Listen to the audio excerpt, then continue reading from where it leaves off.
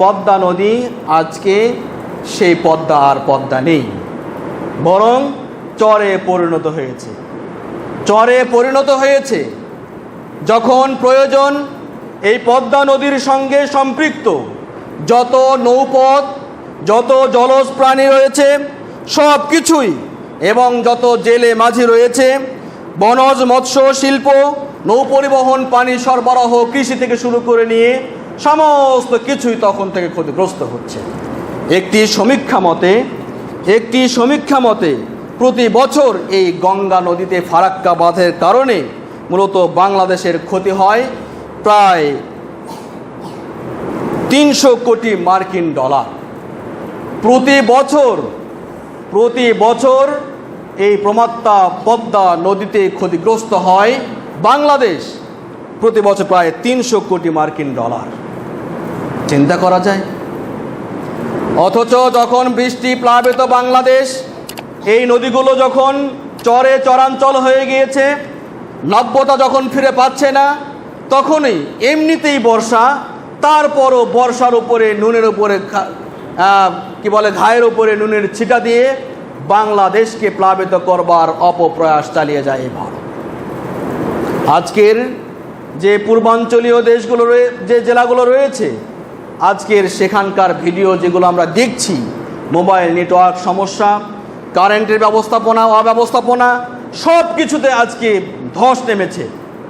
এদিকে তিস্তা ব্যারাজ খুলে দেওয়া হয়েছে, সমস্ত ব্যারিকেডগুলোকে খুলে দিয়ে বাংলাদেশকে একটি পানির ভিতরে হাবুডুবু খেলিয়ে ভারতীয় বিভিন্ন মিডিয়াগুলো আজকে উল্লাস করছে। বাংলাদেশের জনগণের এখনো যদি চেতনা ফিরে না আসে, বাংলাদেশের ছাত্র জনতা এবং আম জনতা যদি এখনো ফিরে না আসে, তাহলে আর বুঝবার সময় থাকবে না।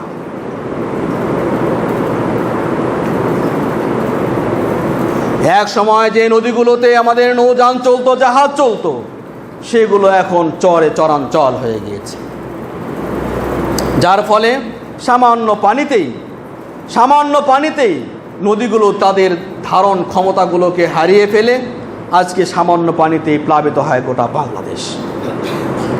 বিগত সরকার যারা এসেছেন কেউই এই ভারতের কাছ থেকে নিজেদের ন্যায্য হিস্সা তারা পেতে পারেনি। এটি সরকার প্রধানদের চূড়ান্ত ব্যর্থতা। সুতরাং আগামী দিনে কিভাবে এগুলোকে করা যাবে তার ব্যবস্থা আমাদের বাংলাদেশ সরকারকে গ্রহণ করা অত্যন্ত জরুরি। যেটা বলছিলাম, এই যে প্লাবিত হলো, যেভাবেই হোক এই ভাই বোনদের প্রতি আমাদের কিছু করণীয় রয়েছে। শুধুমাত্র মসজিদে বক্তব্য, মাঠে বক্তব্য করে মাঠ গরম করে ফায়দা নেই। নিজের পকেট থেকে টাকা পয়সা তাদেরকে দিয়ে যেভাবে আছে সেভাবে তাদেরকে সহযোগিতা করার আশু প্রয়োজন বর্তমানে। সুতরাং আমরা যেভাবে আছি সেখান থেকেই তাদেরকে সহযোগিতার হাত আমরা বাড়িয়ে দেব। অনলাইন ভিত্তিক সকলে আজকে সচেতন, যেভাবে পারেন সেখানে সহযোগিতা পাঠানোর চেষ্টা করুন এবং পাঠিয়ে দিন।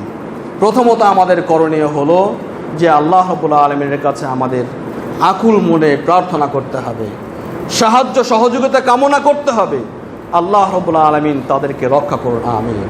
আজকের এই শিশু কিশোরদের পানির ভিতরে হাবুডুবু খাবার দৃশ্য, পানিতে ভেসে যাচ্ছে শিশুর লাশ, এগুলো দেখার দৃশ্য দেখে আমাদের যাদের সুস্থ মন রয়েছে তারা চোখ ফেরাতে পারছে না। স্বয়ংক্রিয়ভাবে চোখ দিয়ে পানি ঝরঝর করে পড়ছে। সম্মানিত উপস্থিতি, আজকে এমন একটি নাজুক পরিস্থিতিতে তারা বিরাজ করছে। রাতের আধারে পানিকে ছেড়ে দিয়ে বাংলাদেশকে এরকম উত্তাল সমুদ্র তৈরি করার একমাত্র হীন প্রয়াস তারা চালিয়েছে। সম্মানিত উপস্থিতি, প্রথমত আল্লাহর কাছে আমরা দোয়া করব, আল্লাহ আমাদের ভাই বোন যারা বিপদগ্রস্ত রয়েছেন সকলকে আল্লাহ আপনি হেফাজত করো, তৌফিক দান করুন, হেফাজত করুন, আমিন। দ্বিতীয়ত কাজ হলো শুধুমাত্র দোয়া নয়, বরং কিছু দাওয়া তাদের জন্য প্রেরণ করতে হবে। তাদের জন্য কিছু করবার শক্তি আমাদেরকে যোগাতে হবে, তাদের জন্য কিছু সহযোগিতা আমাদের দিতে হবে। সহযোগিতার পক্ষে আল্লাহ রাসূলের পক্ষ থেকে কিছু হাদিস আমরা উল্লেখ করব। শুধুমাত্র দুটি হাদিস আমি এখানে উল্লেখ করছি।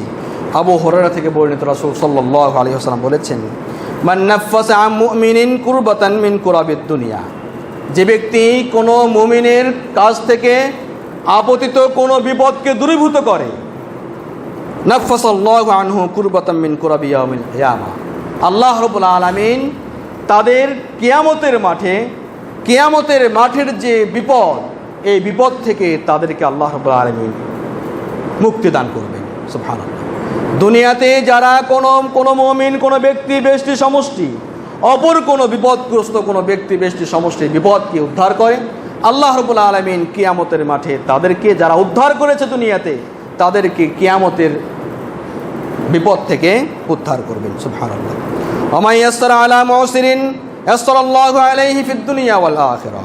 আল্লাহ রাব্বুল আলামিন বলছেন, রাসূল সাল্লাল্লাহু আলাইহি ওয়াসাল্লাম বলেছেন, যারা কোনো অভাবগ্রস্ত অথবা ঋণগ্রস্ত অথবা যারা ঋণ নিয়েছে, এদেরকে একটু সহজ করে দেয়, আজকে দিতে পারছে না, আগামীকাল ঠিক আছে কালকে দিস, অথবা আগামীকাল, টালবাহানা নয়, বরং প্রকৃত অবস্থায় সেরকম, আসলে ঋণ দিয়েছেন কিন্তু ঋণ ফিরে পাচ্ছেন না তার অভাবগত কারণে, স্বভাবগত নয় বরং অভাবের কারণে পাচ্ছেন না, এই রকম যে ঢিল দিচ্ছেন, ঠিক আছে কালকে না হয় পরশু দিন, তোমার সুবিধা মতো সময়ে তুমি দিয়ে দিও, এই যে একটা সুবিধা দেওয়া, তার জন্য সহজ করে দেওয়া, এইরকম যারা করে, আল্লাহ রাব্বুল আলামিনের প্রিয় হাবিব মুহাম্মদুর রাসূলুল্লাহ সাল্লাল্লাহু আলাইহি ওয়াসাল্লাম বলছেন যে আল্লাহ রাব্বুল আলামিন তার দুনিয়া এবং আখিরাতে তার জন্য সহজ করে দেন। সুবহানাল্লাহ।